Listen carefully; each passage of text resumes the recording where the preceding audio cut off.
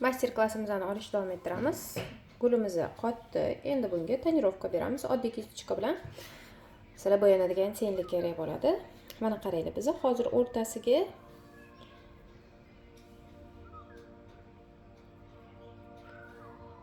to'g'ri keladigan yashil rangini olamiz.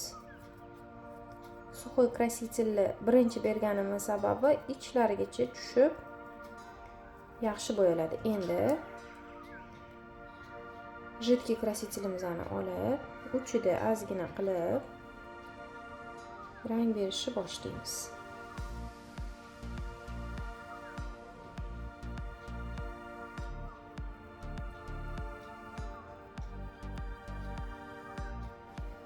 Ozgina suxoydan olamiz. Tonirovkani berish o'zingizga bog'liq, qanaqasiga ko'proq yoqsa, shunaqa rangda bersanglar bo'ladi. Ko'rasizlar, o'rtasini yashil qildik. Endi tenglarini ozgina fiolet rang qo'shamiz. Chunki buni tegi to'qroq bo'ladi, magnoliyani tegi. Ko'rasizlar, ichigacha kirg'izib olman.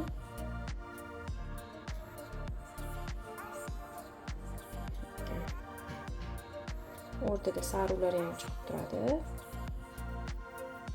Bo'ldi, endi ortiqchasini qoqib tashlaymiz. Mana o'rtamizni korичневый aralash, zеленый, fioletoviy qilib chiqarib olamiz. Mana o'rtasi to'q bo'lishi kerak. Endi qaranglar, mana bu chetlariga biz korичневый оттенок beramiz.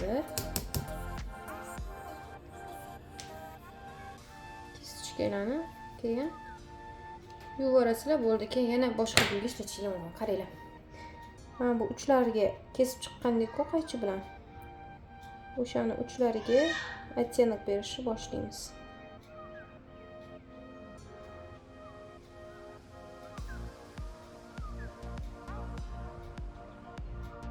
Mana kapelkalari.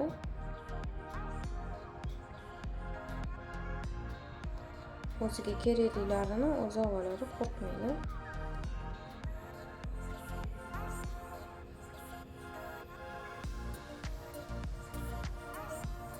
Keylari bilan. Keyin sizlar bilan gulimizni davomini yasayotgan qilasizlar. Уже gulni o'rtasiga o'xshab chiqdi.